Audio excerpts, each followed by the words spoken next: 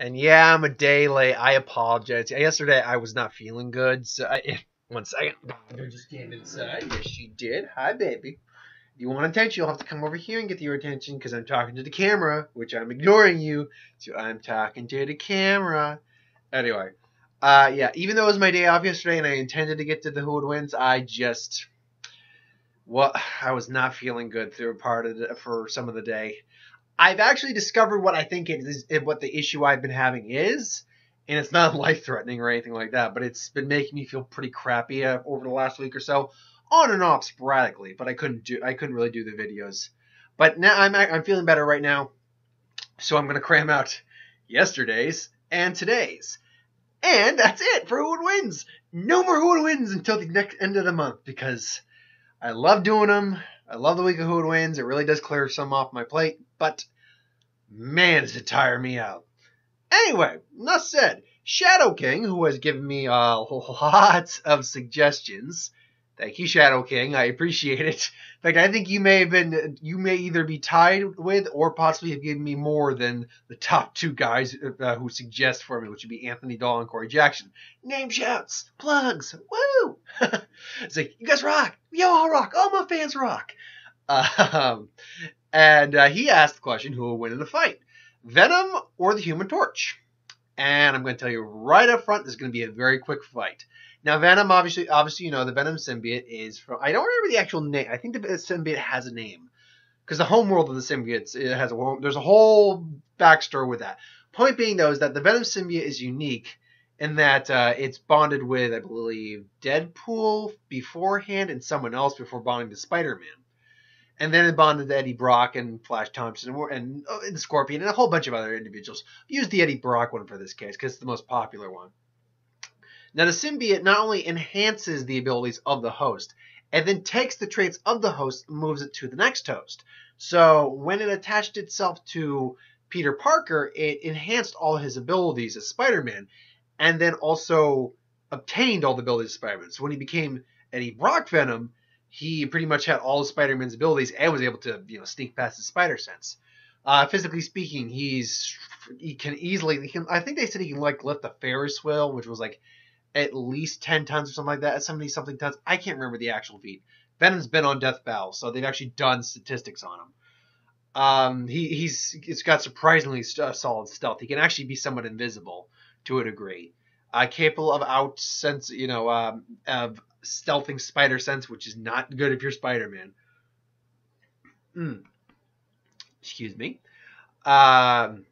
Superior strength, agility. He's got a healing factor. The symbiote itself can actually morph into like spikes and tendrils. Carnage and Toxin make use of this ability more often than Venom does, but Venom is capable of doing it as well. Excuse me. So he's extremely skilled, capable of producing his own web flowing. He is weak to sonic noise and heat. Hint, hint. But yeah, he is extremely powerful nonetheless. His main abilities are like sonic, high frequency noise, and heat are like his two big ones. High frequency noise a bit more than heat. He's got at least some resistance too, but sonic noise is the real killer for him. Now, the Human Torch, or Johnny Storm, his cells have been drenched in cosmic rays, which gave him a new. I read the synopsis on him and the actual information on him, so I'm going to try to sum this up as best I can. He's got a molecule in him that pretty much heightens his metabolism to superhuman heated levels, giving kind of a pyrokinesis. But actually, what he does is he actually manipulates. He's actually more manipulating plasma than he's just manipulating fire. Obviously, it comes off in the form of fire, which fire is technically plasma. We're actually talking legitimate plasma. So when he's in the Human Torch form, he's actually, that red you see is actually like a coating of plasma that I believe actually protects him from from his own heat, from his own fire. It can be anywhere from an inch to like 5 inches thick. Clearly, he's got pyrokinesis, obviously flight, durability, enhanced durability in that form. But the real thing that we need to know in this fight is the heat he produces. Now, how hot he actually gets, his maximum heat has never been truly documented. Like just doing fire, you can go like at 1800 degrees Fahrenheit. I read and found out.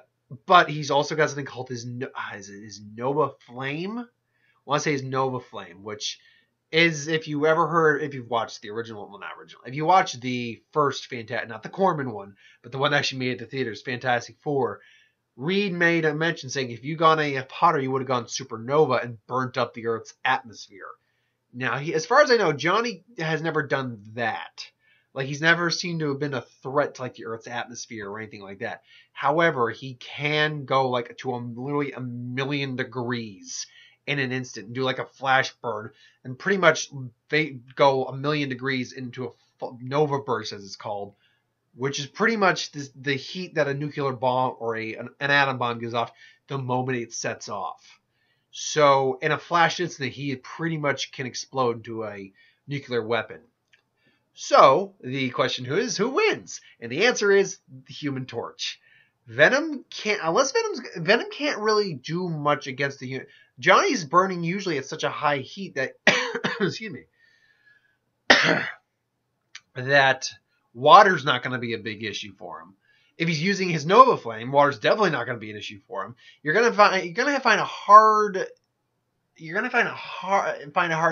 just to get close to him, let alone put him out. And Venom has no technique that would be able to hurt Johnny. He can't get close enough to Johnny. If Johnny just decides to burn him, he can. Venom would have to retreat. If he notiverse, he's just going to incinerate Venom. So Johnny, and here's the thing, Johnny actually had, because I was looking through it when I was looking for the thumbtack and I couldn't find one, so I just made a thumbtack. Johnny actually had the Venom symbiote or a symbiote on him at one point in a Fantastic Four outfit. It's like, oh, it can respond to my base thoughts, huh? Wonder what happens when I do this. Flame on. The minute he went flame, or the second he went flame on, the symbiote retracts like, no.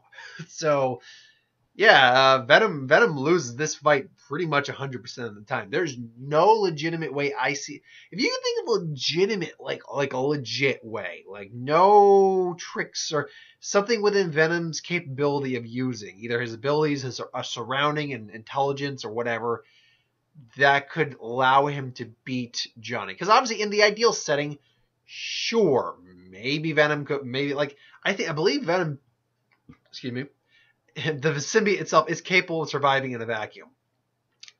So theoretically, if you could get Johnny in a vacuum, he wouldn't have oxygen to burn. But he's not fire per se, he's plasma. And plasma exists in space all the time. Just look at freaking stars. So, I'm finding it very hard. If you can figure something out, please let me know. I know Johnny's been defeated plenty of times before anyway. It's just a matter of figuring it out. Anyway, though, thanks for watching. I hope you enjoyed. Like, comment, share, subscribe. As always, if you want us to review something, put in the comments below. Let us know. We'll get to do a review of it at some point. Ideas for who to win, stars, Superman, Magic, What If. Anything I do on the channel, put in the comments below. Let me know. I'll get to it at some point. I'll be back in a little bit with the other who would win, the last Sternritter for a little bit. Basically the first Sternritter of the month, and then in a couple of weeks we'll get to the other two. So thanks for watching, and I'll see you later.